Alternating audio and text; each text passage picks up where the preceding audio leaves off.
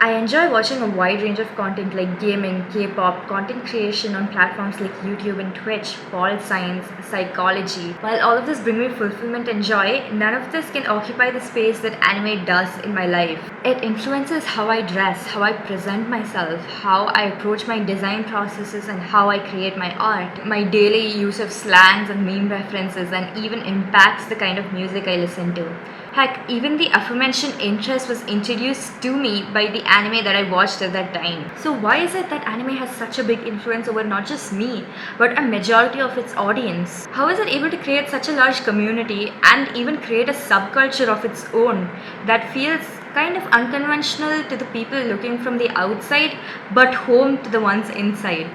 Welcome to the first part of a three-part series exploring anime's influence over an entire generation of its consumers, starting with why anime has a soft power over its audience.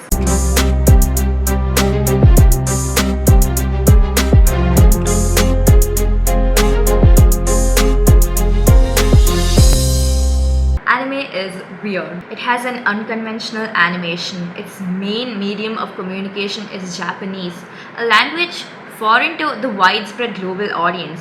And most of all, it challenges conventionality and borderline dances around some of the most questionable topics. So why is it that it seems to amass such a large and passionate audience? An audience that will literally fight for that anime. And since because we're like the self-deprecating clowns we are, we'll fight with each other.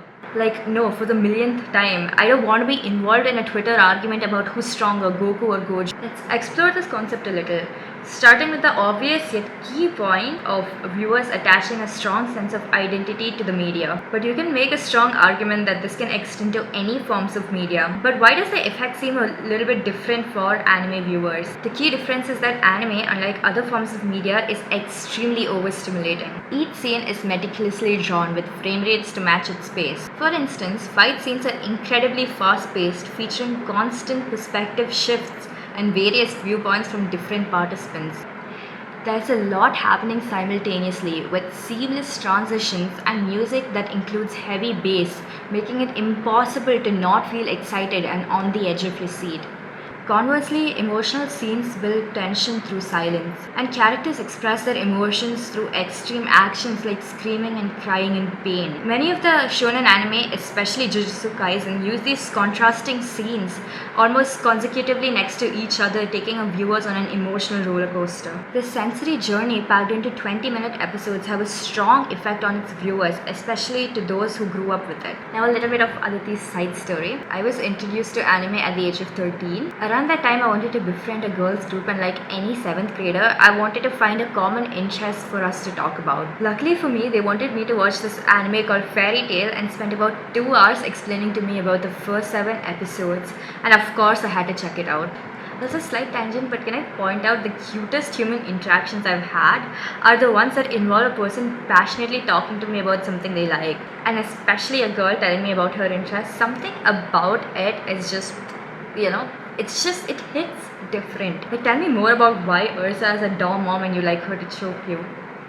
This is me paraphrasing. This did not happen. I was not a crazy 13-year-old, but I am a crazy 20-year-old. But I'm allowed to be a crazy 20-year-old. I'm an adult, so I can do whatever I want. Many of the anime I watched, especially until 2022, were either watched with someone or to bond with them. Anime became a medium of connection for me. Growing up with a twin brother who shared my love for anime meant that we influenced each other's genre interests and viewing habits. Shows like Oshinoko, Kaguya-sama, and Fate series, which are now amongst my all-time favorites, were watched either with him or our shared friends group. Kaguya-sama is particularly special to me because it's a manga that we started reading around the same time, and so we developed a bond around it. However, I noticed that my viewing habits, my genre preferences, and even my reason for watching the anime evolved over time as I grew older. As a middle schooler, I gravitated towards anime like Pokemon and Fairy Tail because they had a clear end goal and shared experiences with friends, which was relatable and easy to digest at that age. As a teenager who began questioning and critiquing the world around me,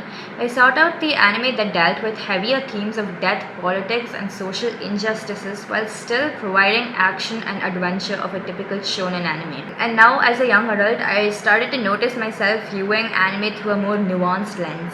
I've learned to appreciate and critique different aspects of the same anime without categorizing it as bad or good. I wonder how my perspective would change as I continue to age. Will I view anime through a more objective lens, devoid of any emotional highs that I had as a child? Or will I start to enjoy the medium and take it less seriously? Only time will tell, but I'm really interested to know. So my personal takeaway as to why I attach so much of my personal self to anime is mainly because of the shared connections that I had around it, or like the lessons I gained from it.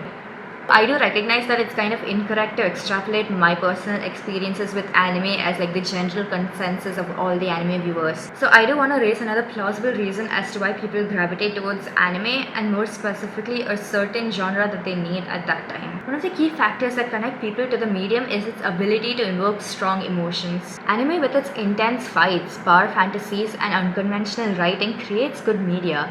But what truly binds each anime fan to the medium is a specific moment that resonates deeply with them, sparking a connection that keeps them coming back for more. Fans' deep emotional connections become clear when they share their personal stories. One of my friends, a big One Piece fan, explains the reason he loves One Piece was because of a specific scene where Luffy puts his hat on Nami's head, calling back to the time where Shanks puts the hat on Luffy's head as an act of comfort. Similarly, another acquaintance mentioned that the scene that impacted his life was the famous forehead tap of Naruto that Itachi shared with Sasuke.